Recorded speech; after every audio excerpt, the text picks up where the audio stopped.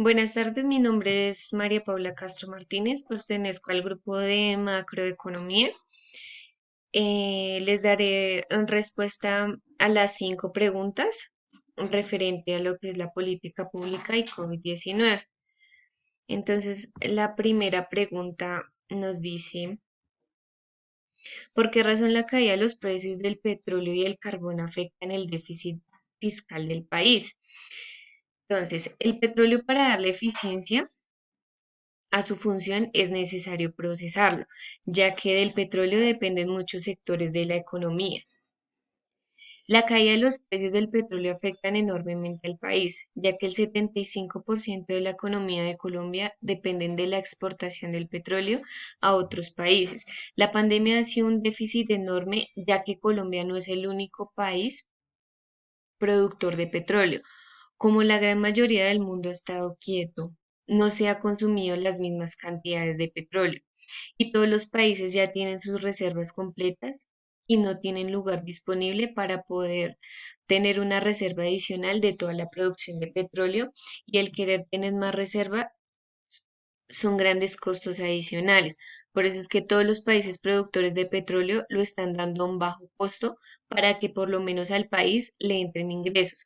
Por eso puedo decir que la pandemia ha sido un colapso total en todo el mundo, ya que al no vender y no tener la misma cantidad de demanda de petróleo, los ingresos se reducen en un porcentaje muy notorio y afectan más a los países en donde su economía depende mucho de la exportación del petróleo. Por eso es que Colombia, el déficit fiscal se ha visto muy perjudicado, ya que los precios del petróleo afectan los ingresos del gobierno por 3 canales: a través de los ingresos tributarios, por el pago de dividendos de la empresa petrolera nacional, en este caso que es Ecopetrol, y por el pago de regalías, llevándonos a una recesión económica muy grande. Se dice que por cada reducción en el precio del petróleo, los ingresos fiscales reducen 400.000 millones de pesos al año. La segunda pregunta dice, acorde a la lectura, el Banco de la República ha comprado deuda pública en el mercado secundario por 2 billones de pesos, mientras se comprometió a comprar deuda privada de establecimientos financieros con vencimiento entre 1 y 3 años por 10 billones de pesos.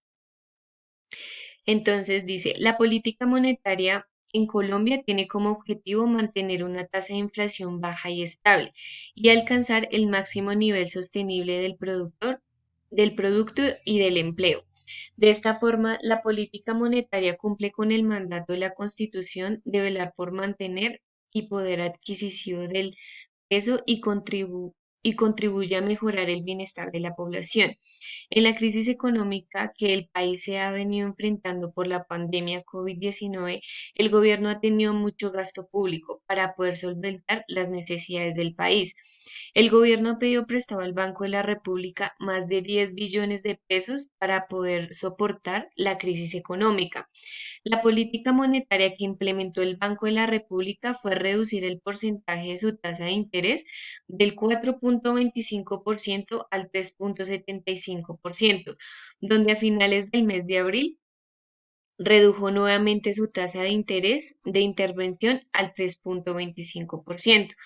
Estas medidas han provisto de liquidez al mercado financiero y han reducido los costos del financiamiento del Estado que que se habían encarecido al inicio de la pandemia.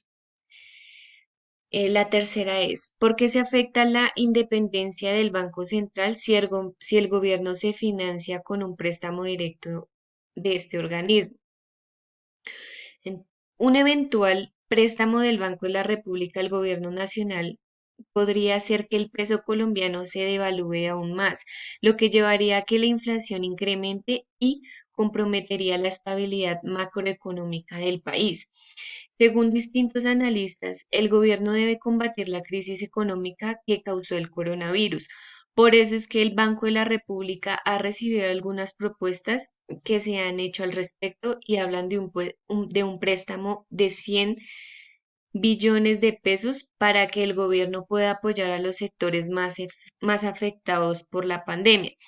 A pesar de la crisis económica que ha causado el coronavirus, ningún país del mundo ha implementado préstamos directos con montos considerables a los bancos centrales, a sus respectivos gobiernos, sino que se han desarrollado otros mecanismos para poder inyectar liquidez en las economías.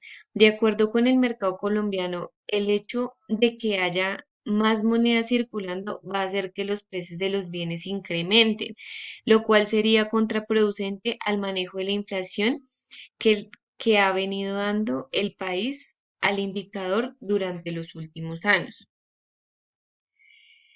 Explique en qué consiste la regla fiscal. La regla fiscal en Colombia existe en nuestro país de acuerdo a la Ley 1473 del año 2011. Es una forma de limitar la evolución, específicamente el crecimiento del gasto fiscal, sobre la base del cálculo de los ingresos que establemente tendría el país. La regla fiscal es muy importante no solo para los analistas, sino también para el país, porque da certezas o certezas relativas sobre la evolución esperable de la política fiscal. Condiciona y restringe la evolución del gasto fiscal, lo cual es un componente súper relevante en la estabilidad de plazo mediano en la economía. El gobierno debe cumplir una trayectoria de cómo se debe cumplir el déficit fiscal hacia el futuro.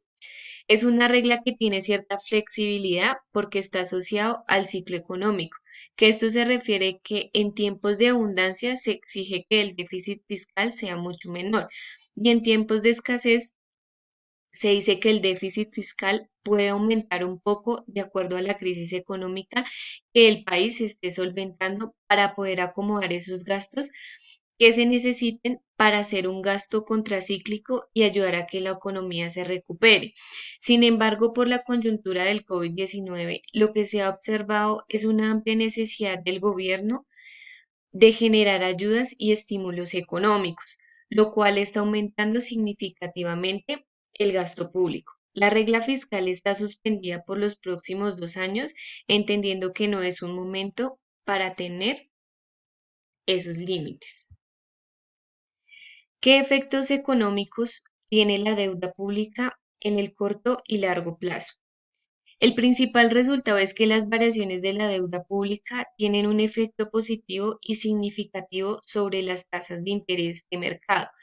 En adición, se encuentran que la deuda emita a tasa variable tiene un mayor efecto sobre la tasa de interés de corto plazo, ya que el gobierno le favorece no tener deuda con el Banco de la República, mientras que la emitida a tasa fija, más sensible en las condiciones del mercado, tiene tiene un impacto superior sobre las tasas de interés a largo plazo. Bueno, esas son mis respuestas referente a las 5 preguntas. Muchas gracias.